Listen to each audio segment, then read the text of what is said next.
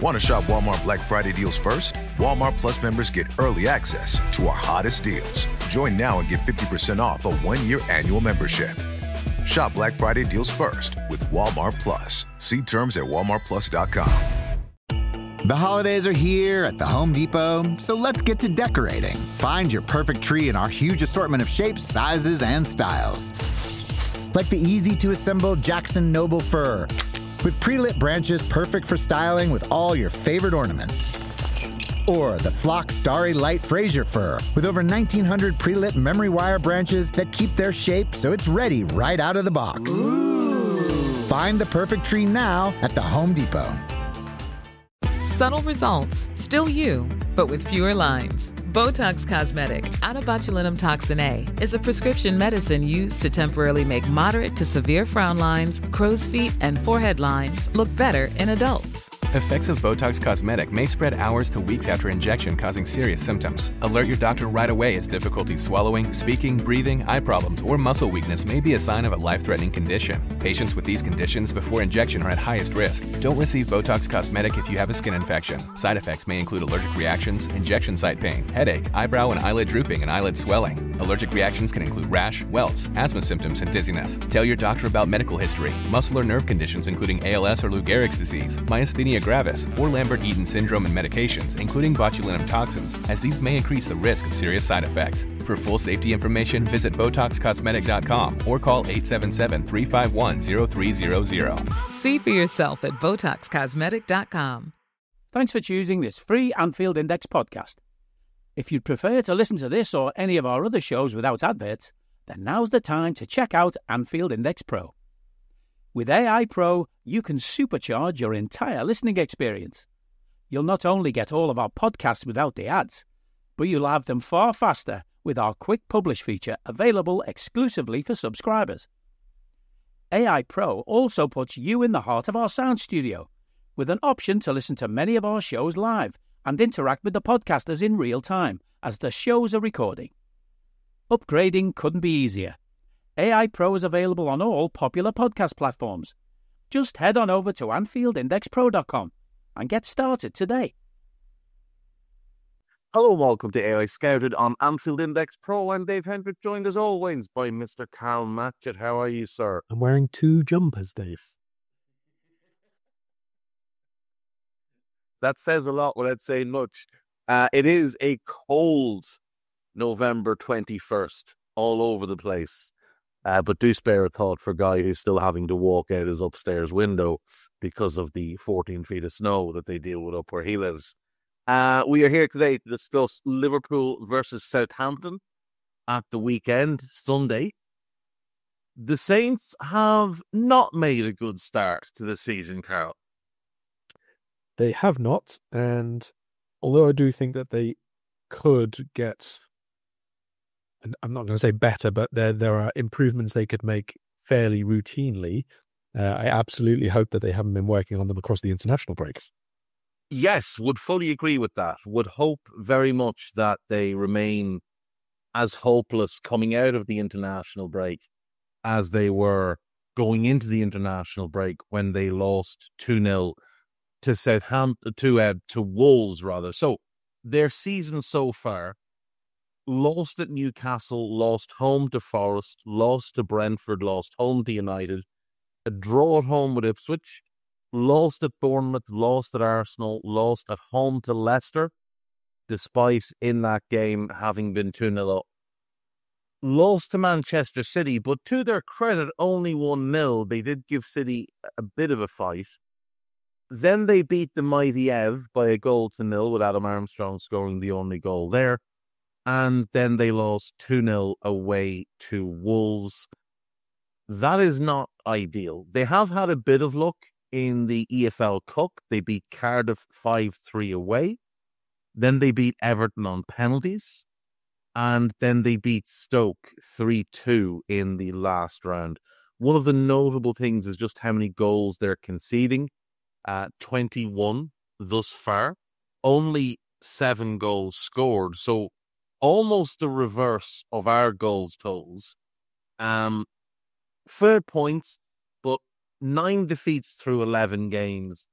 less than ideal, and a very difficult run that they're about to embark on. They get Liverpool home, Brighton away, Chelsea home, Villa away, Tottenham home, Fulham away, and then it's West Ham, which might be a winnable game. But the next 6, given the form Fulham are in, I'm going to include them because they're currently sitting 7. The next 6 games look very, very difficult and very, very daunting.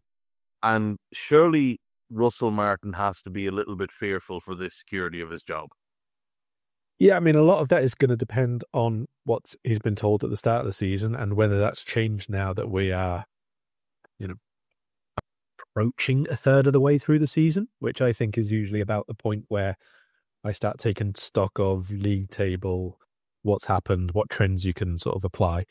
Like 13 games is roughly that point. So I think after 12 or 13 is really where you can start to make proper assessments of a team, what the team has been doing, where they can reasonably get better. Like take Wolves, for example, who are the club right above Southampton. At this point, give them one more game as well, give them to 12 matches. I think we can say quite a few assessments about Wolves, which lead them to not being in the relegation zone. Obviously, that's dependent on them now maximising the matches which are coming ahead of them, but we've spoken about those. I think that Wolves have enough, that they've shown enough in that midfield group, in the partnership of Strand Larsen and Cunha, in a couple of other areas of the team, which suggests that even though that's a third of the season gone and they are one off the bottom with 1 win, I think they're better than that. Right now, at the same point, I wouldn't say Southampton are massively better than that. Yet there's things that they could do better, but I think we can see that, unless there has been a conversation where he's been told, look, you've got to be better at getting points, even at the expense of the way you want to play this season. Like, there is the possibility that they are just treating this as a one-off season, do what most teams have done, Norwich in the past, where they take the money, improve the squad and look to come up again the following campaign. That's a best case scenario if they keep playing the way they have been, though. Yeah, it very much is. Because, look, we've seen a number of clubs do the whole, we'll go up, we'll bank as much money as we can, we'll go back down, but we'll be in a much better position then to come straight back up. We've seen a bunch of clubs do that. But it has backfired on a few. Like it backfired on Norwich the last time. It worked the first time. They came up, banked the money, went back down, reloaded themselves with really good championship players, came up, tried to do the same thing again, and it just didn't work. This time, and then this season, we're looking solidly in the direction of Luton Town, who telegraphed to the whole world last summer what they were doing. They bought a bunch of good championship players. They came up with a clear idea of, well, we're going to give it a go. We'll have a go at this, and we'll upset some people along the way. But we're happy to go back down, have a great championship team, and come straight back up. And yet, I know they lost Ross Barkley, and I know they lost Albena, but still, I'm looking at a championship table that tells me that Luton are almost certainly not coming straight back up because they sit in 21st position, only outside the relegation zone because they've scored 3 goals more than Cardiff, who are in better form than them, it should be pointed out. So it is a big risk to try this. And I think also with Southampton, like, they have spent a lot of time in the Premier League. Like, if you look at Southampton's history, they're in the top flight of English football from 1978 all the way through to 2005. Then they go down into the Championship. They spend 4 years there. Then they get relegated 2 years in League One. Nigel Atkins takes over in that second year, gets them promoted to the Championship, then gets them promoted immediately again to the Premier League. They're back in the Premier League in 2012 after a 7-year gap.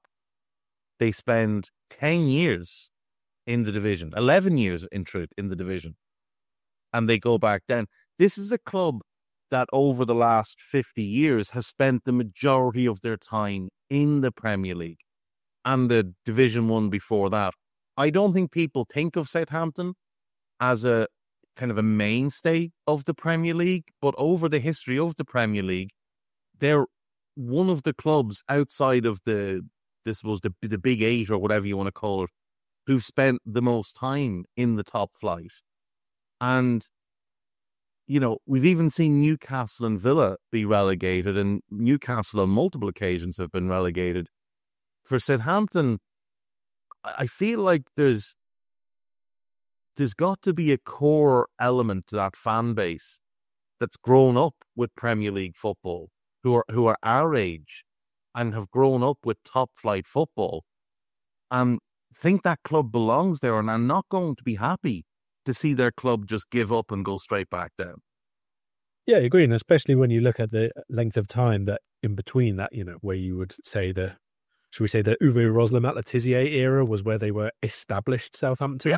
And now it's been a long time where they've had to bounce around and go down all the way down and then come back up again.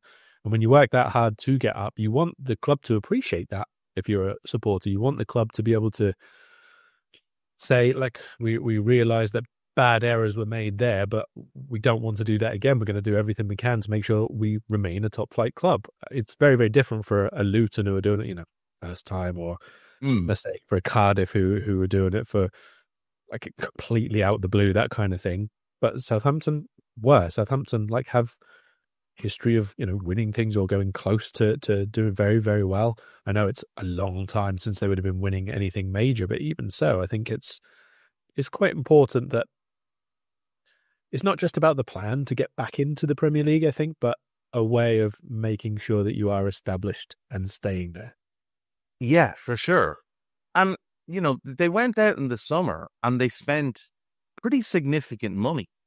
You know, when they had gone down, obviously, the season before, they sold quite a few players, Romeo Lavia and such.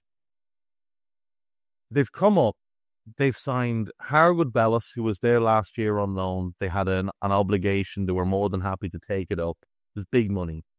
They signed Lallana on a free. Now, he may well have taken a significant wage cut to go back to the club where it all started for him. He's made it clear he intends to become a coach there and that he has ambitions to manage one day. They bring in Charlie Taylor on a free, well-established, long-time Premier League player. Two really good young centre-backs they brought in Lonnie Edwards and Nathan Wood. They signed Sugawara. They signed Flynn Downs, who they'd had the previous season. Then they signed Ben Brereton Diaz, a good player, spent decent enough money on him. They signed Matsuki, they loaned him out. They signed Cameron Archer from Villa, paid big enough money for him. They signed Juan from Brazil, from Sao Paulo. They had agreed a deal to bring him in on a free. They brought it forward and then loaned him out, which I thought was a bit odd. But the club they've loaned these players to, him and Matsuki, they're owned by the same people that own Southampton. They signed Mateus Fernandes from Sporting, a highly regarded young midfield player. Ryan Fraser comes in. They spend big money then on Aaron Ramsdale. That's their biggest signing of the summer. And like, that's not with Harwood Bellis, with Edwards, with Wood, you could look at them and say, well, they're long-term signings. But I think, you know, Brereton Diaz, Sugawara, Downs. I don't need a VPN. I've got nothing to hide. This is what I used to tell myself before I hooked up with LibertyShield.com. Not only is my home internet now fully encrypted, but I can now access all the websites I want, whenever I want, and do so from absolutely anywhere. As a Liverpool fan, I love to know I can now watch every match, regardless of whether it's on UK TV or not. My Liberty Shield VPN makes sure nothing is blocked and guarantees me super fast streaming speed throughout that match. You can get connected right now with their software package, which includes a 48-hour no-obligation free trial and instant access to their apps for Apple, Android, Fire TV, PC, Mac and Android TV. Or go a step further like I have and get one of their pre-configured VPN routers. These small but powerful devices allow you to easily connect every device in your home to VPN, making it the perfect solution for smart TVs, Mac boxes, and games consoles. Visit libertyshield.com today and use coupon code AIVPN25 to get 25% off at checkout. At Sierra, discover joyous deals on great gifts for everyone on your list. Like cozy slippers, ski gear, fishing poles, bikes, large kayaks, even larger canoes. Whew, which might lead to another discovery.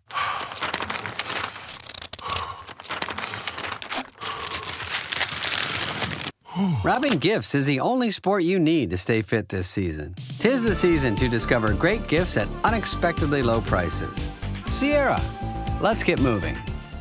Add $179 million in total cash prizes. Mom, what are you doing? Mix in 3 parts bills, bonus boxes, and multipliers. Is this some kind of recipe? Gradually stir in a ton of excitement. Oh, you're trying to make Ohio Lottery holiday scratch-offs, aren't you? Stop overcomplicating things. Just go buy all your favorites like Holiday Cash, Holiday Lucky Times 10, and Merry Money. Oh, that is easier. Uh-huh. Now help sift non-winning tickets into My Lotto Rewards for a second chance to win. Play Holiday Scratch-Offs. Lottery players are subject to Ohio laws and condition regulations. Play responsibly.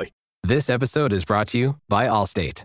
Some people just know they could save hundreds on car insurance by checking Allstate first. Like you know to check the date of the big game first before you accidentally buy tickets on your 20th wedding anniversary and have to spend the next 20 years of your marriage making up for it. Yeah, checking first is smart. So check Allstate first for a quote that could save you hundreds. You're in good hands with Allstate. Savings vary. Terms apply. Allstate Fire and Casualty Insurance Company and Affiliates. Northbrook, Illinois.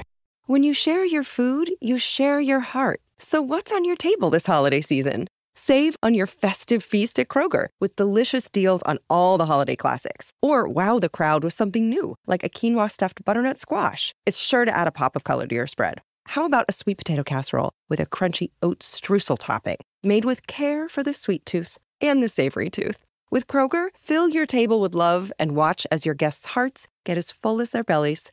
Kroger, fresh for everyone. Fernandes and Ramsdale, they're all kind of win now, like stay in the division now kind of moves. Even though Fernandes is young, I don't imagine he'd be overly enthralled by the idea of playing in the Championship.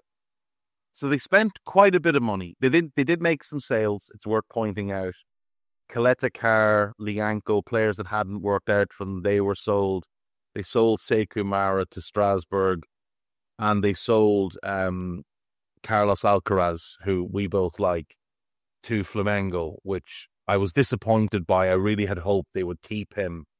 And they also brought in Leslie Ogachukwu and Max Cornet, 2 players I do like. So they were active and busy. The other thing, though, is there's a big difference between going down, let's say, final weekend of the season when you need a win and you're all fighting for the same thing and that kind of thing, and going down with 3-4 wins across the campaign, miles. Like in terms of deciding whether you stay and stick around and go again, those are 2 very different things for players. Yeah, 100%. And they're very different things for fans as well.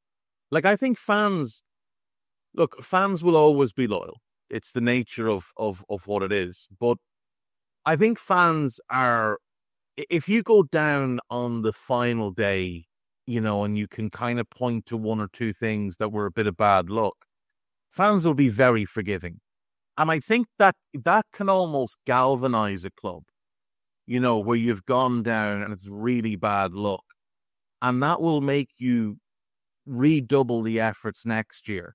And you come roaring out of the blocks and you go on. The players are hyped up for it because they feel like they were unlucky. The fans feel like they were robbed or wronged by the PGMOL or whatever mindset, whatever it takes to get that mindset, where it is just that siege mentality of us against the world. And now we're going to go out and prove everybody wrong and show that we do belong in that top flight. And when we get back up there, we're going to stay up there. That's one thing. But if you're going down and you're down by March, like you said, with 3 or 4 wins across the season, like at that point, you're just a laughingstock. If you're struggling to break 20 points in a Premier League season, you're just a laughingstock. And that can create a real feel of, despondency at the club. Now, credit to Sheffield United. They've kind of had that last year, but bounced back really well this year. But for Southampton, they were fairly dreadful the last time they went down. And a lot of people pointed to a strategy of signing so many young players, which let them down. They went down with 25 points. They won 6 games across the season. And for most of that year, people were just looking at Southampton and saying, well, weren't you stupid to sign all those young players? Don't you feel foolish that you made that big mistake with your recruitment? You spent loads of money, and now look where you are. I don't think Saints can afford a second relegation where everybody's pointing fingers and saying, right, well, this is your fault and your fault and your fault. I think if they're going to go down, it needs to be one of those heroic kind of relegations. Is there any way they do that playing the way that they have been? So Hawken here exclusively about from the back, right? Because it's fair enough, like the build-up play or whatever, and they need to improve a bit in the final third. But let's talk specifically about the back five, goalkeeper and defence, and the way that they play out. Look, we have long been critics of Aaron Ramsdale. He is staring full in the face at his 3rd Premier League relegation right now. He's relegated with Bournemouth. He was relegated with Sheffield United. And he is likely to be relegated this year with Southampton. And bizarrely, in between all of that failure, he played for Arsenal and almost won a league title. He's injured for this weekend, isn't he, by the way? He's got a broken finger. He's a significant doubt for the weekend. So that means we're going to play Alex McCarthy, who's got... Alex McCarthy is the 5th goal. Every time he plays against us. Yeah. He's been throwing in worldies against us, seemingly for about 40 years by now. The other options in the squad, Joe Lumley, who's very much a 3rd goalkeeper at this level, and obviously Gavin Basunu, who was the number 1 until he tore his Achilles. And will remain to be seen what happens when he comes back, whether he becomes the number 1 again next season and Ramsdale heads off to another club to condemn them to relegation or what. I thought the decision to spend significant money on Ramsdale was a mistake. I thought there was Carl Rushworth was out there that they could have gone and gotten on loan. If they wanted to spend big money on a goalkeeper, Caoimhín Kelleher was there to be had all summer, if they were willing to pay. Sam Johnson, half the price. Sam Johnson was half the price. Half the price, and a more reliable, not as talented, but a more reliable goalkeeper. Like Ramsdale is one who's he backs himself, and there's something that's to be admired about that. But he's not nearly as good as he thinks he is, particularly with his feet. His long kicking is good. He can pass the ball accurately over 60 yards. Is that what they need?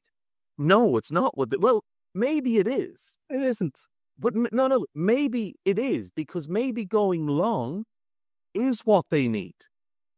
Rather than this idea of everything has to be short from the back, maybe bypassing, giving it to centre-backs who aren't particularly good on the ball and going long to a forward or a winger is what they need. Well, let's look at this season, what he's done so far. And obviously, it is only a third of the season, and he missed maybe the first game or so before the transfer went through. So he's played 9 times for them, right? So he's done about a quarter of the season. So you can't take everything from this. But at the minute, and we do also have to temper these sort of distribution numbers by the fact that some of the Southampton outfield players are not necessarily of a higher standard or being able to get on the end of them or do the movement or whatever. But at the minute, his long ball accuracy for this season is 35%, which places him in the bottom 2/3 of all goalkeepers. That's long ball accuracy. His general short pass accuracy places him dead middle of the pack. He's got 73%, so that's in the 50th percentile for the Premier League this season. His save percentage in the Premier League, do you want to hazard a guess at where he ranks among the goalkeepers who have played regularly? I'm going to say bottom 3rd. But comfortably. He's 16th out of the 20. Wow. Well, out of the 22, technically, because obviously a couple of players. Tell me this, on the short passing, who else is around him on that list? Like, who's the 2 above and 2 below? That'll take me a little moment to find, but I'll do so as we go on. Bottom line is, though, he's not stopping goals for them. He's not. The minute he's preventing, on average, each game, less than 0.2 goals. Now, given the amount of shots he does face, he obviously has a number of saves. He averages about 4 saves a game, which sounds good because that's quite high, but he's facing more of them and he's not stopping enough of them in terms of obviously overall percentage, and he's not stopping enough which are actual half-decent shots. Like, he's not really stopping Southampton concede anything that you would think that they wouldn't. You remember in like 2011, 12, 13, before we signed him, Simon Mignolet was at Sunderland, and people used to make the argument for him that he was one of the best goalkeepers in the league because he used to make a lot of saves. And then you'd look at the saves he'd make and you'd look at the goals he'd concede and you'd be like, well, he's not a good goalkeeper. Like 99.9% of the saves he makes are fairly routine. Yes, he does pull off the odd great save. And Ramsdale is very capable of the odd great save. The free kick he saved against Leicester a couple of years ago, which was overrated and a result of his own bad footwork, was played on a loop for months. Most of the saves that they make are absolutely routine. But like you said, that it's not like there's no overperformance there. He's not keeping them in games that they should otherwise be out of. It's such a strange thing because he's not a good enough shot stopper for a team that faces a high volume of shots. And then by his own admission, he has poor concentration levels, which make him unsuitable to play for a top club. So I don't really know where the happy medium is with Aaron Ramsdale. Like, if you put him in the Bournemouth team, because he's been at Bournemouth, if you put him back at Bournemouth, is he performing well there? Or is he dropping them further down the table? Because I don't see him elevating them. Yeah, no, I think if you want to play in this like really ridiculously over the top, we're going to play it at all costs kind of way, and you acknowledge that your players are going to mean that you do make mistakes, I think your priority here has to be an absolutely as close to elite as you can get shot stopper and rusher outer. That's what you have to have, because you are going to make mistakes. If you accept that that's going to happen, that's fine. That's your style, your ethos, whatever. You have to have the person behind that who can mitigate it, not add to it. Yeah.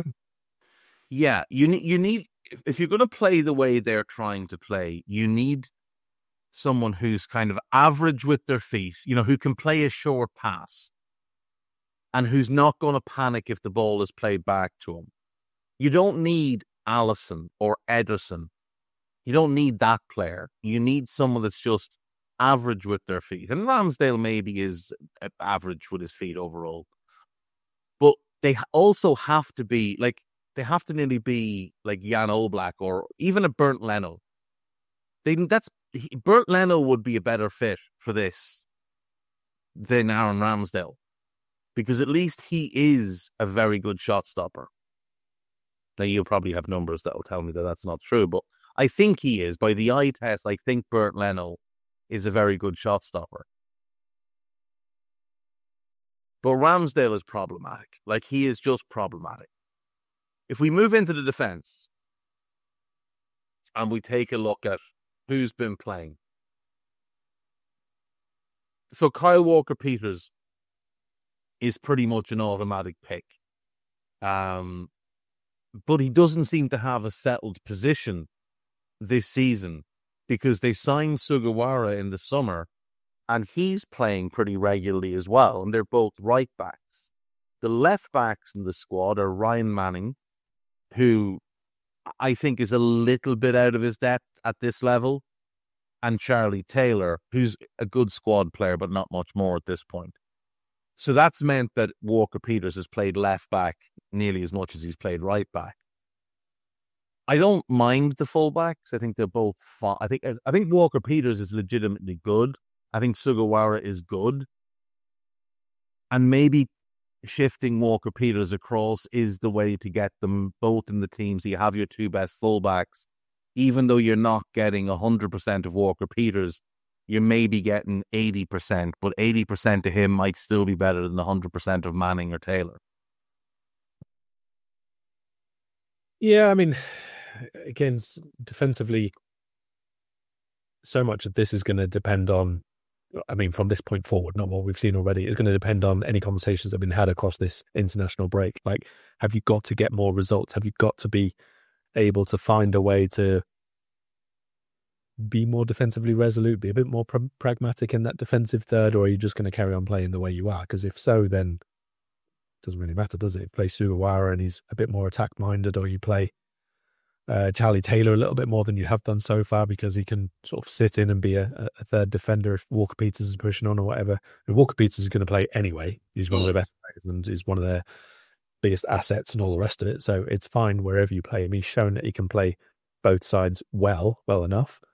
But there has been a lot of switching and swapping in that central area. And as we know, as we've spoken about loads of times, the partnership there and then the one who you have coming in as and when is probably the most important thing. And it's just been so many errors on the ball there. There has. And like we haven't seen, I think Juan Larios has played one game this season in the League Cup. I think he came off the bench maybe. That's the only appearance he's made in the last 2 seasons. So it's very clear the manager just doesn't fancy that player.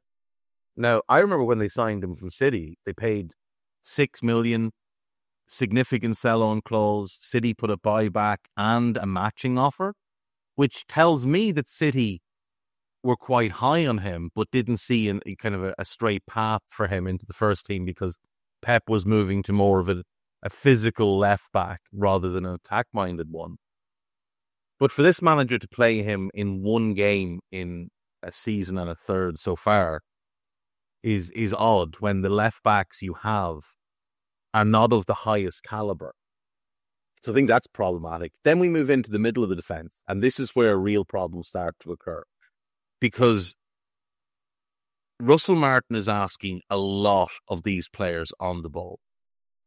And unfortunately, none of them are what I would class as high-level ball players. So I really like Harwood Bellis. I think he's a very good defender. And he's decent on the ball. But it's not like he's Joel Matip on the ball.